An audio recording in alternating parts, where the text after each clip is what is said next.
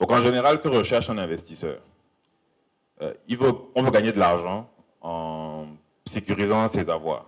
En général, c'est ça. Quand je parle à mes amis ou à des gens, j'essaie de les encourager à venir même investir en bourse, etc. La question qui vient, c'est toujours, est-ce que c'est sûr? Est-ce que vraiment ton affaire, là, les choses de l'État, tout, tu es sûr qu'ils vont rembourser? Bon, je réponds, en général, la première règle dans la vie, c'est que rien n'est sûr. Il faut déjà accepter. Ensuite, la deuxième règle, il y a des croyants dans la salle, je crois. J'ai eu le plaisir de rencontrer d'ailleurs un directeur général d'entreprise au Congo qui est pasteur. Et d'ailleurs, l'un des patrons d'une entreprise cotée aujourd'hui à la bourse est pasteur. Donc bon, on va mettre un peu de religion dans tout ça. Donc, Genèse, chapitre 3, verset 19. Tu mangeras à la sueur de ton front. Voilà. Donc, mais tout ça, c'est pour dire quoi? C'est pour dire que dans la vie, il n'y a rien qui s'acquiert facilement. Quand vous dites « je veux investir », mais je veux être sûr que c'est sûr, ça n'existe pas. Pour gagner de l'argent, il faut prendre des risques. Maintenant, chacun, effectivement, a sa, on va dire, le niveau de risque, en fait, auquel il est prêt à se soumettre pour gagner de l'argent. Donc, en général, plus vous faites des efforts, même dans la vie de tous les jours, en général, plus les résultats sont grands. Plus vous prenez des risques en finance, plus vous avez la possibilité de gagner de l'argent.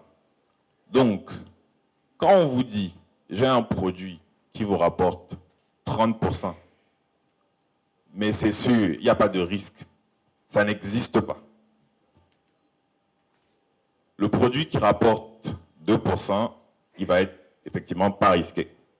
3%, plus de risque. 4%, plus de risque. Si vous voulez gagner 50%, c'est possible. Mais sachez aussi que la probabilité de perdre votre argent est plus grande. Donc quand les gens disent souvent « on m'a arnaqué », non, on ne vous a pas arnaqué. Comme disait tout à l'heure quelqu'un, c'est peut-être que vous avez été trop cupide.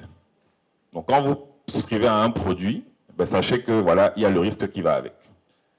Donc, une fois qu'on a dit ça, ben, je vais donc terminer en disant comment est-ce que donc diversifier permet justement à un investisseur d'être résilient, donc d'absorber un choc et de peut-être pas perdre son argent, etc. Donc, là encore, j'ai fait simple. Hein. Je me suis dit, bon, aujourd'hui, qu'est-ce qu'on a à disposition sur notre marché? J'ai de l'argent, je veux investir, qu'est-ce que j'ai? Ben, le premier, je suis allé de ce que j'estime être du moins risqué au plus risqué. Le premier, ben, c'est un compte d'épargne en banque. Voilà, je vais à la banque, je dépose mon argent. La banque me dit, bon, c'est 2-3%. Souvent, les gens se plaignent en disant, oui, mais ça ne rapporte pas. Mais rappelez-vous, Genèse, tu mangeras à la sueur de ton front. On peut quand même convenir ici collectivement que décider d'aller déposer son argent à la banque, ce n'est pas l'idée du siècle.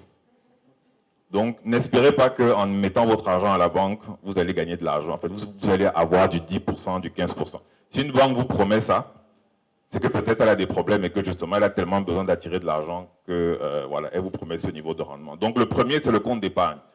Il n'est pas très risqué parce que justement, bon, votre argent est là, il est disponible. Pardon, l'homme n'est rien sans son beau. Excusez-moi. Il est disponible et à tout moment, vous pouvez récupérer votre mise. Ensuite, les produits d'assurance vie de mon cher confrère, en général, effectivement, il y a un rendement voilà, qui est garanti, 3,5. Mais déjà, il y a une petite contrainte, c'est que quand vous voulez racheter, voilà, il y a forcément un peu d'argent que vous allez laisser pour qu'il puisse vous rendre votre mise. Ensuite, vous avez les titres de dette des États. Bon, c'est censé être le plus sûr. Déjà, on dit, en théorie, un État ne fait jamais faillite. Donc, ça, c'est la théorie. Parce que bon, je me suis posé la question d'ailleurs quand je faisais ma réflexion. Parce qu'on dit un État ne disparaît pas. Mais je me suis posé la question ce matin en me disant, bon, là où la Russie a attaqué l'Ukraine, est-ce qu'il n'est pas possible que demain l'Ukraine disparaisse? Et qu'adviendra-t-il en fait des obligations que l'Ukraine a émises sur des marchés potentiels. Enfin, je suppose qu'ils l'ont fait. Mais bon, ça reste quand même un actif, des actifs assez sûrs dans notre zone, de par le fait qu'effectivement, un État ne fait pas faillite en théorie, et que bon, aujourd'hui, on a quand même des mécanismes avec la Banque centrale qui rendent voilà, les titres plutôt sûrs. Ensuite, vous avez les titres de dette d'entreprise, donc obligations de sociétés, comme par exemple voilà, ce qu'on a pu faire l'année dernière. Vous avez quelques emprunts obligataires de sociétés qui sont cotés. Là, déjà, on est à un niveau de risque un peu plus élevé parce qu'une entreprise, ça peut disparaître. Une entreprise peut avoir des difficultés et être incapable de vous rembourser demain. Donc, il y a déjà un niveau de risque qui est un peu plus important. Et en plus de ça, si vous voulez récupérer votre argent, vous devez vendre le titre et vous ne savez jamais à quel prix vous pouvez le vendre. Enfin, le titre le plus risqué, c'est les actions. Là, vous devenez effectivement actionnaire d'une entreprise et vous courez le risque total de l'entreprise qui ne sera en mesure de vous verser des dividendes que si elle fait des bénéfices. Et vous prenez également en fait un pari sur la valeur future de l'action que vous achetez. Maintenant, une fois qu'on a dit ça c'est ce qu'on a sur notre marché à peu près. J'évite volontairement une certaine classe de produits et je dirai tout à l'heure pourquoi. Quand vous avez votre argent en banque, ben, quel est l'événement potentiellement défavorable qui peut arriver? Ben, c'est que peut-être la banque fasse faillite, ou alors qu'il y ait une crise du système bancaire qui fait que bon, vous ne puissiez pas récupérer votre argent. Quand vous avez votre argent, je simplifie, hein, bien sûr. Quand vous avez votre argent ensuite dans un projet d'assurance vie, c'est à peu près pareil. La compagnie d'assurance peut disparaître demain. Voilà, il peut y avoir une crise financière qui fait que les placements qu'elle a elle-même fait voilà, se sont cassés la figure. Donc, quand vous avez en face un titre d'État, ben, le risque c'est peut-être que bon, il y ait une guerre qui éclate, qu'un État soit en crise, etc., etc. Titre de dette d'entreprise, c'est pareil. La possibilité que l'entreprise fasse faillite, disparaisse, soit incapable de vous rembourser. Pareil pour un titre de capital. Et donc, si je vous demandais aujourd'hui, une fois que j'ai dit ça, c'est quoi le meilleur placement? Quelqu'un me dirait peut-être c'est la banque. Mais on va dire oui, mais ça ne rapporte pas. Bon, c'est l'État, mais l'État, voilà. Maintenant, la question qu'il faut se poser, vous avez vu, j'ai présenté en fait les différentes catégories de risques qui peuvent exister, c'est de se dire quelle est la probabilité que tous ces risques-là se réalisent en même temps en fait. C'est-à-dire que les banques fassent faillite, qu'il y ait la guerre au Cameroun, qu'il y ait les assurances qui fassent faillite, que voilà, qu'il y ait tout ça là qui se réalise au même moment, c'est quand même, on va dire, c'est pas impossible, hein, mais ça reste très peu probable. Et c'est donc là où je voulais chuter.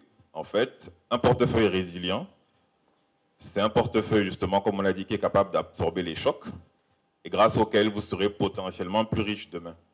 De manière à ce que si un choc effectivement se produit, il y a quand même une partie en fait de votre richesse qui est préservée. Et donc, comme tous ces risques-là ne peuvent pas se réaliser en fait en même temps, ben en fait, si votre portefeuille est diversifié, vous avez quand même plus de chances de devenir plus riche tout en préservant votre capital, plutôt que de se dire, bon, je prends tout mon argent, j'achète des actions de X entreprise, ben, si demain l'entreprise se casse la gueule, vous avez perdu. Je prends tout mon argent, j'achète des obligations d'État, ben, si demain l'État se casse la figure, vous avez perdu. Je prends tout mon argent, je mets en banque, etc., etc. On ne sait jamais. Et même dans ces différentes catégories, vous pouvez encore faire des diversifications. Puisqu'on dit diversifier, c'est rendre divers. Donc je ne suis pas obligé de mettre tout mon argent. Par exemple, si je décide que bon, moi vraiment c'est les comptes bancaires qui m'intéressent, ben déjà je peux prendre 2 banques. C'est déjà diversifié. Hein. Comme ça, si bon, X banque tombe demain, au moins je pense que l'autre banque peut rester. Voilà. Au niveau des États, c'est pareil. Je suis peut-être patriote, j'aime le Cameroun, mais est-ce que c'est vraiment sage de prendre tout mon argent et d'investir uniquement sur les titres camerounais? Si demain il y a un problème au Cameroun, ben, je suis entre guillemets foutu. Donc peut-être que même déjà dans cette catégorie d'actifs-là, il vaut mieux investir sur différents, supports. On peut faire ça jusqu'à demain, hein, ainsi de suite, ainsi de suite. Et donc, là où je vais conclure, ce sera de dire, là peut-être je parle effectivement en tant que spécialiste, on va dire, qui est capable de faire ça lui-même. Mais si vous estimez que tout ce que je viens de dire là, c'est trop compliqué, en plus, il a mis Genèse dedans et tout ça, on ne savait même pas où il voulait aller, et que vous n'avez pas le temps, il existe donc une alternative qui est justement l'asset manager, qui lui justement vous propose, comme on l'a dit tout à l'heure, de prendre votre argent et de l'investir pour vous dans un panier d'actifs, en fait, qui est automatiquement diversifié. Quand vous prenez 1000 francs, vous donnez à un asset manager, lui, avec vos 1000 francs, il va acheter un peu d'actions, un peu d'obligations, un peu de dépôt à terme, il va faire un peu d'OTA, un peu de bons du trésor, etc. Et donc, vos 1000 francs, en fait, seront naturellement diversifiés. Et donc, c'est le produit, en fait, qui peut-être aussi, si vous n'avez pas le temps d'analyser tout ce que je viens de dire là, peut également vous aider à faire vos premiers pas sur le marché financier, en termes d'investissement financier. Et comprenez donc qu'il n'y a pas forcément de bons ou de mauvais placements. Il faut diversifier. C'est ce qui permet justement que lorsqu'un choc se produit, au moins les autres catégories d'actifs que vous avez permettent effectivement d'encaisser le choc. Et donc, je ne dirais pas que les crypto-actifs, par exemple, sont mauvais. Je dirais juste qu'il y a un niveau de risque qui va avec. Donc, quand vous mettez votre argent à l'intérieur, assurez-vous peut-être d'avoir également un peu d'argent dans autre chose, de moins risqué, de plus sûr, de manière à ce que votre portefeuille soit résilient. Donc j'espère avoir apporté ma petite contribution au thème du jour. Merci. Merci Ernest. Un peu long.